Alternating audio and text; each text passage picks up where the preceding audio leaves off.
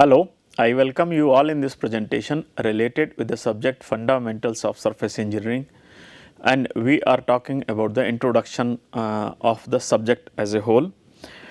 In the previous presentation, we have talked about the different factors based on which surface modification techniques can be compared, as well as what are the things which fall in under the scope of the surface engineering. So, there were four aspects as we have seen. One was the design of the required properties for a given purpose, and the second was the modification of the surfaces using suitable material and processes. Third one was the characterization and investigation of the modified surfaces, and fourth one was the application of the modified surfaces. Among this, we have talked a little bit about the design aspect of the surface engineering, like what are the things we have to keep in mind while designing the properties required in the modified surfaces. So, in addition to the things which we have talked about the design aspect related to the surface engineering, we need to see that like for each kind of situation, different set of the properties are required after the surface modification, so that a component can perform the intended function.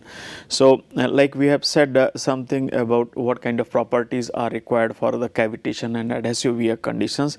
Similarly, if we need a good corrosion resistance for the longer life of the component working in say moist environment or in chloride environment, then according to the environment and material, we need to select the suitable material so that it offers the good corrosion resistance. For example, for under the normal ambient conditions, stainless steel is good, but so stainless steel coatings can be applied onto the simple structural steel.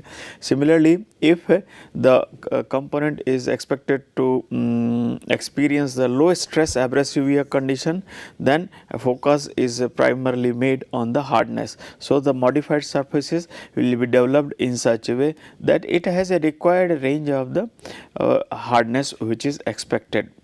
For example, hardness may be expected in the range of like say 50 to 55 HRC one particular application, while for another application it may be like 40 to 45 HRC. So, as per the case loading conditions, the different kind of the hardness values can be preferred. So, hardness will be the focus, will be the identified if the component is expected to work under the low stress abrasive conditions.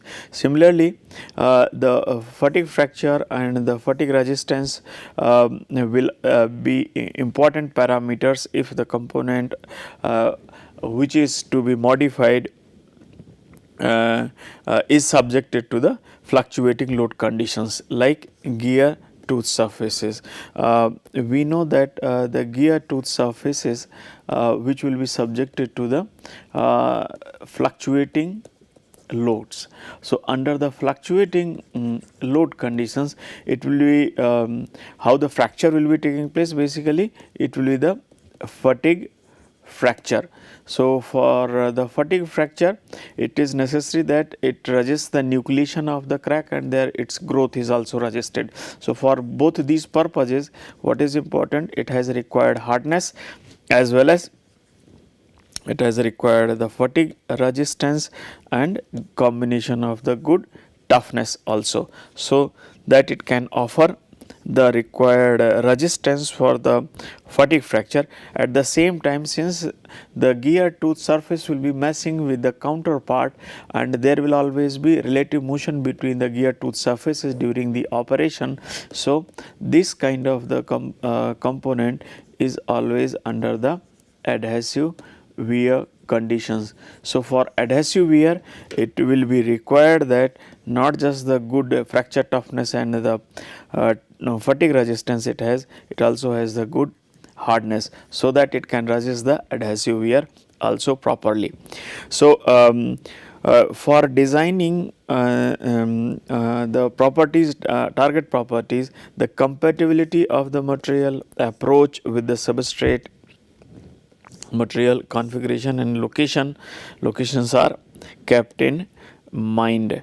For example, if the cast iron is to be modified, then melting based approaches are not preferred because they will be leading to the embrittlement and cracking tendency. So, better some other thermal spread coatings or other processes can be applied, like laser hardening can be applied on the cast iron surface for improving the wear resistance rather than melting based approaches. When we are targeting the required set of the properties, at the same time we also have to keep in mind what kind of the material which will be used to achieve the required set of the properties, what kind of the approach will be used for modification purpose.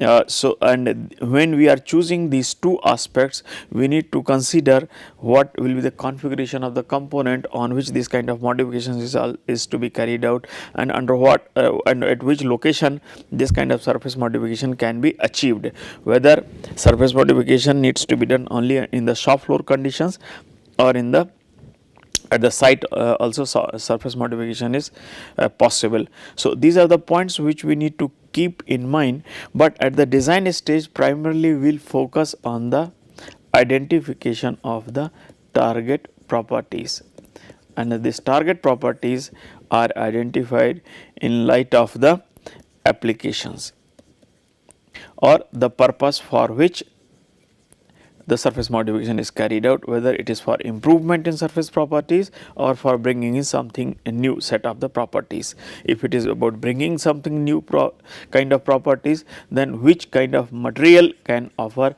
and which process is to be used for those kind of the new surface properties.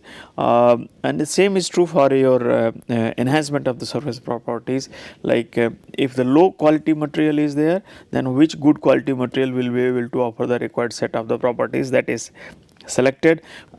So, after identifying the required set of the properties in light of the application, in light of the service conditions, the kind of improvement in surface properties required, we will be looking for how that can be achieved. So, how after identification or designing the properties required, how to realize those properties, that is what is done in the second stage. So, what we do in view of the design characteristics, the surface of the substrate or the substrate surface is modified using the kind of material, method and procedure. So, what we have to do, which material is to be used for the surface modification, which method is to be used for surface modification, and using that method what procedure will be followed, so that we are able to realize the required set of the surface properties for required improvement. So, this is what is done at the design stage. We identify whatever at the design stage has been identified with regard to the properties required, we will determining the material, methods and the procedure, so that we can carry out the required surface modification.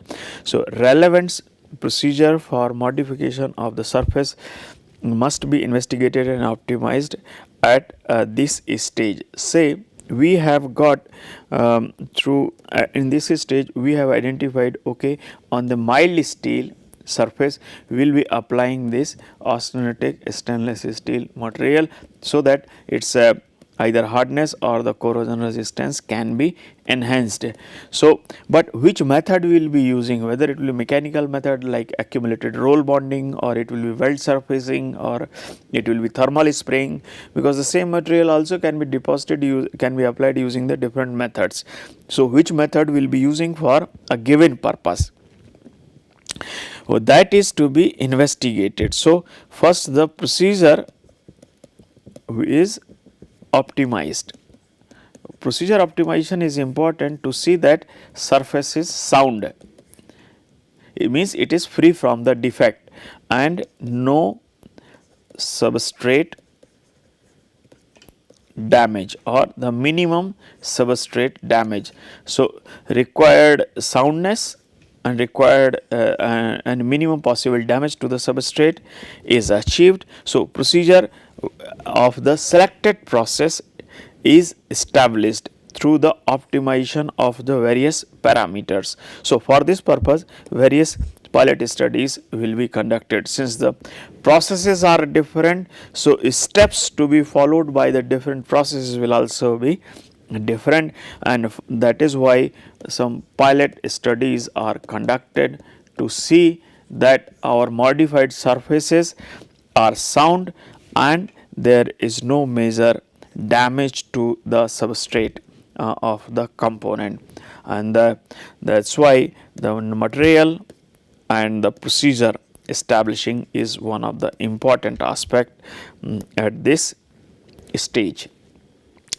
Say in this case, after establishing the procedure for surface modification, surfaces on the real component are applied. Say this is an example where the flame spread coating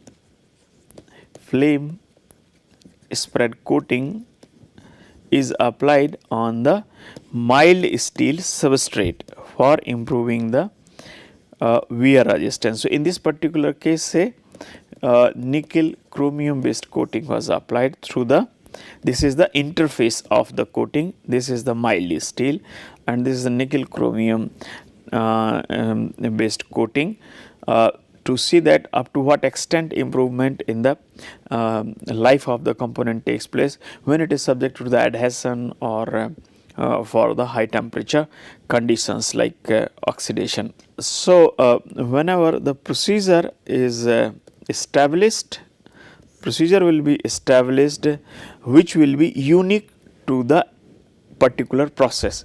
For example, if it is the short peening, so short peening for surface modification to develop to increase the surface hardness, to induce the residual stresses, short peening it will identify what size of the balls are to be used, at what velocity they will be directed onto the surface, so that the required depth of the surface is modified and improvement in properties can take place. So, this is one aspect. Secondly, say if it is the flame hardening, then we will be identifying which kind of the flame is to be used, at what speed it will be moved, so that the material below the surface is heated to the austenitizing temperature, followed by the water quenching, so that it is hardened to the required depth.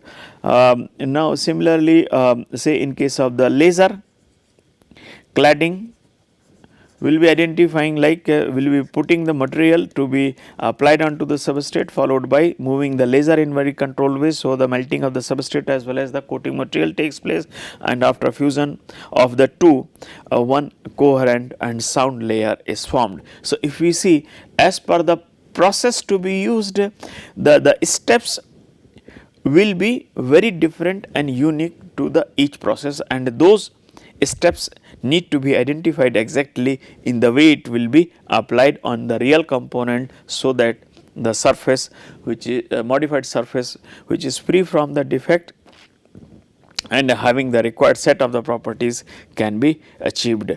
As per the selection of the surface modification process, these approaches can vary appreciably from the mechanical, thermal to the electrolytic. So, we know that if it is the electroplating, the procedural steps are different than the accumulated roll bonding, which is used for again in cladding purpose. And if it is just the laser hardening, then which kind of material can be subjected to the laser hardening, we need to see that it has required hardenability, high carbon steel or medium carbon steel, so that simply laser hardening or flame hardening methods can be applied. So, as per the method, whether it belongs to the mechanical category or thermal category or the electrolytic category, we need to identify those unique specific procedural steps. Those procedural steps will be identified through the pilot studies on the coupons or in this, the small size components, and once we are able to establish the different procedural steps for the process identified, the surface modification will be applied onto the real component. The third step of the surface engineering is that after the designing and modification of the surfaces, say modified surfaces have been developed, we need to investigate, we need to study and characterize. Characterization is done for certain things, like whether the modified surfaces are sound or not, which means they are free from defects. There can be porosity, there can be cracks, inclusions, there can be too much distortion of the base metal. So, we need to see really if there is any kind of issue or not. So, soundness assessment, then property assessment as per the requirement or the target properties, whether the target properties have been realized. If it is a set of the mechanical properties, then what is the hardness, what is the kind of the bond strength. So, those are established. Then we also be looking for the metallurgical properties. If there is any issue with the metallurgical aspects, we will be looking for the tribological properties, because these will be governing the life of the component under the wear conditions. So, we will be conducting the suitable adhesive wear test, erosive wear test, or the abrasive wear test, corrosion test as per the requirement or interest. We will be conducting the different tests to see if the modified surfaces will be able to offer the required set of the properties on the application of the surface modification on the real component. So, modified surfaces are examined for evaluation of parameters. Those parameters are evaluated which will be determining the quality or performance of the modified surfaces. So, quality means soundness and the kind of properties it will be offering, because these aspects will be determining how good the modified surfaces will be in terms of the performance under the real service conditions. And for this purpose, we apply various destructive and non-destructive techniques, so that we are aware of whether the modified surfaces are good, sound, or it possesses the required set of the properties, mechanical, metallurgical, tribological, corrosion, or any other set of the properties which is expected from the functional surface.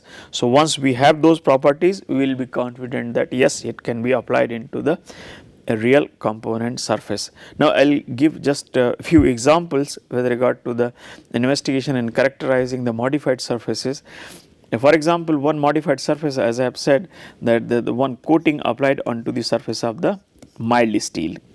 So, we need to see if the coating is having required bonding with the substrate or not, otherwise it will be peeled off during the application, or it is having the required hardness or not. So, what we do, hardness is checked at different locations to see if it is having the required uniformity, or if there is any kind of variability in terms of the hardness, if it is to be used under the wear conditions. So, hardness of the coating shows the resistance to the abrasion and indentation, that is what we know from the hardness definition, and the size of the indentation shows the indicates the hardness value. Greater is the size of the indentation, lower will be the hardness. So, size of the indentation under identical loading conditions is a relative measure of the hardness. Larger is the size of indentation, lower will be the hardness. So, if the indentation size is more at the surface and less at the interface, will suggest that hardness here at the interface is high than at the surface, and that is why hardness across the interface is measured at different points to see if there is any kind of the variation in hardness. Normally what we see, this is the base metal hardness. Near the interface we may see some increase in hardness like this, and then there may be sudden increase in the hardness at the interface, and then hardness will be dropping near the surface. So, because some of the alloying elements are oxidized or lost from the near surface layers, so hardness we not generally find lower at the surface. Similarly, hardness is somewhat lower at the interface because of some kind of the dilution possibilities or diffusion of alloying elements from the modified surfaces, modified layers to the substrate. So, the maximum hardness we find somewhat in between, in the middle of the surface coatings, like in this particular example.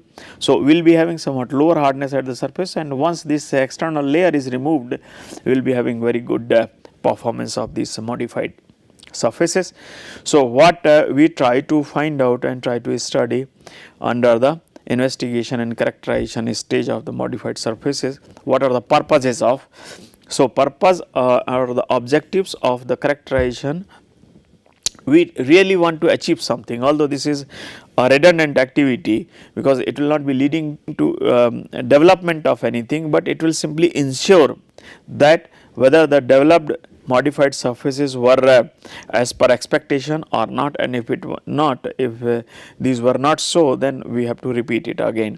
So, what is the objective or the purpose of the characterization? It will help us to assess the soundness of the modified surfaces with regard to the presence or absence of discontinuities in form of porosity, bonding, inclusions or cracks if they are present at the surface.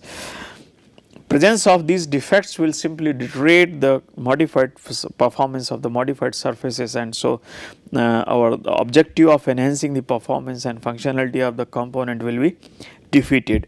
That is why it is important that modified surfaces are free from the discontinuities.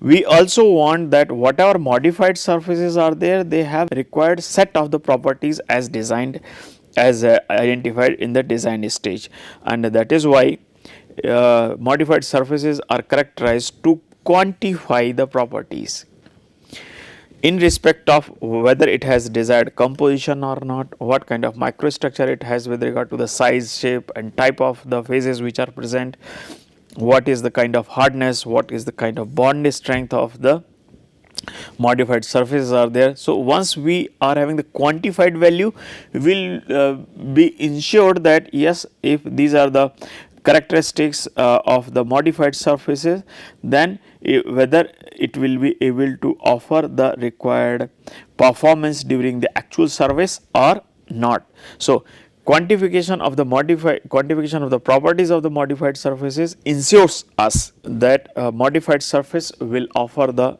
required or expected performance or not. And the third objective of investigating and characterizing the modified surfaces is to measure the performance of the modified surfaces largely under the simulated conditions. So, once the modified surfaces are developed, we will be running the tests under the simulated conditions. Like a component is subjected to the adhesive wear, then we will be performing the sliding wear test. One of the most commonly used test is the pin on disc test. Then a pin on block also is there, block on ring is also there. There are various kind of the tests which are conducted. Then there is erosion test which is called solid particle erosion, or there can be cavitation test. So, as per the requirement, we will be conducting the test on the actual modified surfaces to see how it will perform if it is placed in the real application. So, performance of the modified surfaces can be measured according to the application. So, suitable test will be conducted for this purpose, whether it is adhesive test, abrasive test, erosive test or fretting wear test, corrosion or determination of the optical and electrical properties of the modified surfaces. The fourth aspect of the scope of the surface engineering is about the application. Say there is one component which under the actual service conditions lasts just for the 2 years, and after the 2 years it loses its dimensions to such an extent that it needs replacement. So, we would like to do the surface modification, and after surface modification, whether it is like say the laser hardening or the development of some kind of the coatings over the surface.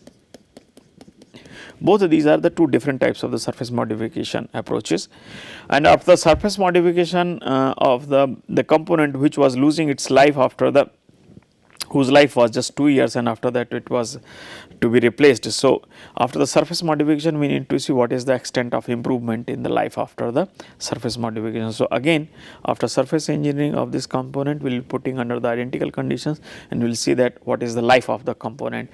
Now, life of the component we can measure in number of ways, like how many hours it lasts, how many components it produces during the use, and what is the actual working hour, what are the actual working hours for which it lasts. So, likewise there can be number of ways to identify the life of component. So, what is the life of the component when there is no surface modification, and what is the life of the component after the surface modification. So, that is what is compared. So, after the surface modification, if we find that it lasts for 3 years, then which means so this ratio is used to quantify the extent of improvement which is taking place due to the surface modification. So, extent of surface improvement due to the surface modification is obtained using one ratio, the ratio between the life of the component without surface modification and the component's life after the surface modification under the analytical conditions. So, this ratio of these two is used to determine how much improvement in the life of the component has taken place. There can be another way also, the life of the component 3 years after the surface modification, and the life before the modification it was just 2 years. So, there will be a 50% improvement in the life of the component, because life has increased by 1 additional year. So, it will like 50% improvement in the life of the component, but it is conventional to say that life of the component without surface modification to that of the with surface modification. So, this ratio indicates the effectiveness of the surface modification. So, according to this definition, where life before surface modification and life of the component after surface modification, if this is used, so lower is the ratio,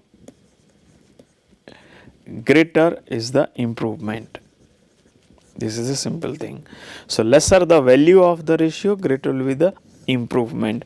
If the life of the component before the surface modification is just 2 years and after the surface modification it is 5 years, then this value will be further lower, it will be like 0.4, and in earlier case it was like 2/3 when the improvement was of 3 years, so it was 0.66. So, lower is the value, greater will be the extent of the improvement which can be assessed through the change in the life of the component. Life of the, like say, simple tungsten carbide tool sustains the life of 120 hours during the machining at 400 meter per minute cutting speed of the steel.